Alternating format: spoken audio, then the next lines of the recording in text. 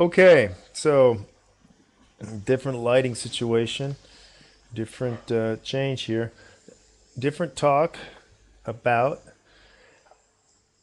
I see a lot of people talking about code mixing, code switching. Number one, those are not the same things, and I've had a lot of bemused readings about people talking about language death and languages that are L1s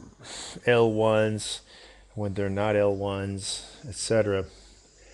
It's really a complicated subject because to understand it, you need a background in social linguistics, which is, of course, missing from the people that I've seen on YouTube.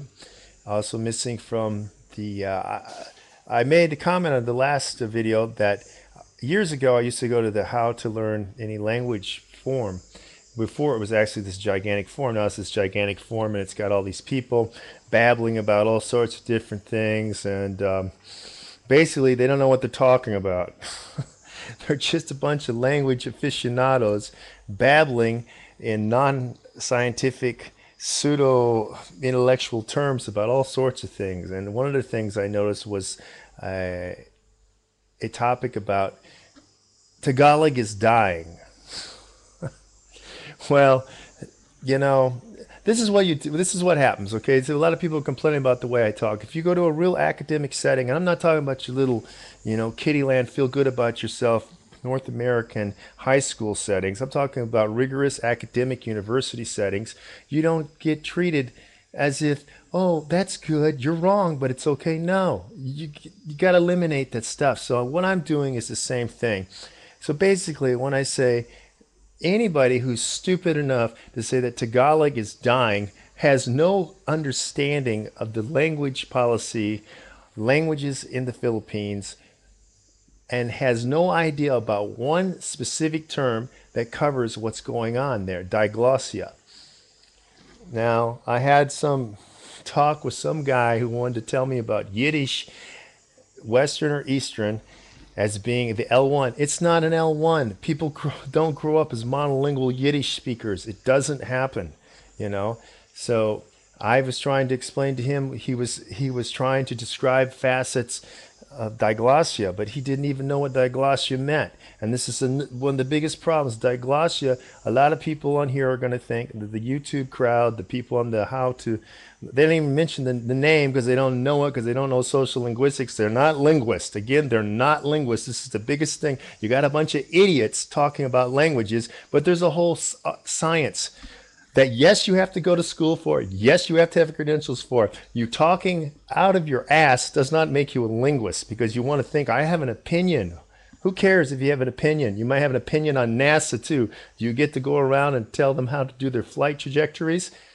I don't think so. Do you get to tell them how to use their onboard computer systems?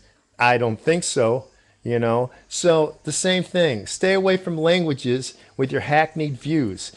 Don't think that you have some sort of idea that works.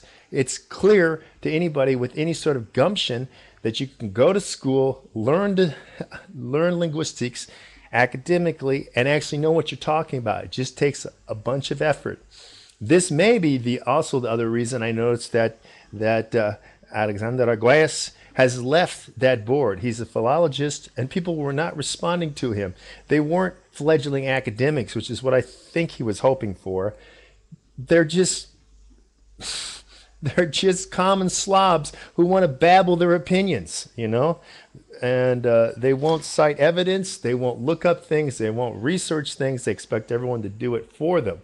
So what I'm attacking here in the initial part of this is this lazy attitude that everybody should do everything for you. No, you go out and learn these aspects, but don't go running your mouths about things you don't know about. So once again, to get to my main point about the Tagalog thing, people talking about it's dying in the Philippines. No, it's not. In fact, the Philippines is held up as the highest point of language vitality in the world. There are a great number of islands There are also a great number of languages in the Philippines, a lot. Now, officially, there is English, Filipino, which is Tagalog, and Spanish once again. Now, this upsets a lot of people because there's actually more Cebuano speakers than there are Tagalog speakers. But Cebuano is not taught in schools and is considered not prestigious. So prestigious languages are English, Filipino, and Spanish once again. And Spanish is required in schools. Now, the reason why people code mix, there's a difference between code mixing and code switching. Look it up, okay? I'm not going to go through this, but people are battling two terms that mean two totally different things, all right? So they're code mixing because they've grown up with two languages or three languages, so they can flow in between them. And it works well for the community. People berating them saying, you're not staying in one language purely as if they should. Number one, that's not how it operates. And they don't understand diglossia. Diglossia is used in different environments. I'm giving you clues here. It does not mean bilingual. That is not what diglossia means. Diglossia means a whole realm of other things. And that's what allows languages to live. And that is probably what will happen in the United States with Spanish, because Spanish is going to take over. Whether the monolingual English speakers like it or not, the sheer numbers are going to make it happen. And the consumerism and capitalism is going to make it happen also, because the market is too large to ignore. People are going to go buy from the people who speak their language. So, and when you have two languages butt up against each other, you have a lot of things happening. So you have a lot of loan words going on. People already know that. You get certain phrases borrowed into the language. You get the syntax of one language applied to another. This happens in Canadian French quite a bit too. And you get some bizarre terms and some bizarre phrasing. But going off the point there. So back on to, is Tagalog dying? No, Tagalog is not dying. Tagalog is very, very strong. There are more Cebuano speakers, but that's just because of the population. There are other languages, many other languages in the Philippines, and they're doing well too. And the factor is because of diglossia. Diglossia allows languages to coexist. It's when you try to force one language that you get language death. And this is what's happened when these people are talking about that, well, they won't stay in Tagalog, they switch, they code mix is really what they're doing. They're code mixing, okay? As I actually have done a report, I co-authored an experiment that was accepted at the SEALS, Southeastern Asian Language Society's presentation. When was that? In the Bangkok year. So what is that, 2 years ago? Anyway, that paper talked about exactly Cebuano coordinated bilingual speakers in switching between Cebuano and English, and the code mixing, not code switching, code mixing. And it's detailed, but there's reasons why. But anyway, so to get back to the whole point here is that no, the language is not dying. Tagalog is not dying. It's not going to die. The Philippines has a great language model. It's held up for other countries. Language planners go there, language policymakers go there to study how everything is working in the Philippines and how they can have strong language, so many languages that have vitality that are not going to die, because they're not dying out. The Tagalog speakers are not dying out. The Cebuano speakers are not dying out. Okay, and people are not being raised monolingual in any of the languages. They may be if they're not living in the Philippines, but I'm not talking about that. I'm not talking about descendants of the Filipinos living in the United States, for example. I'm not talking about that. I'm talking about the Philippines. That's what the topic was about. No, it is not dying. Do some social linguistics research and look up what's happening.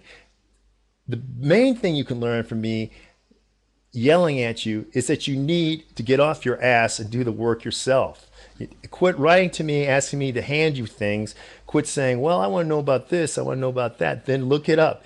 Put out some effort. Why would I invest effort, my time, my energy, into somebody who won't invest in themselves. I won't do it. I won't do it in martial arts, and I won't do it for languages either. You know, I'm here giving you signs to go towards. This is what you go to. I'm telling you where to look, what to look for. Big thing. I just gave you diglossia. This is a huge concept. It's not a concept. It's a huge reality. It's a huge, huge aspect. And this is what allows the languages to survive. And this is something that more countries should embrace is the diglossia aspect.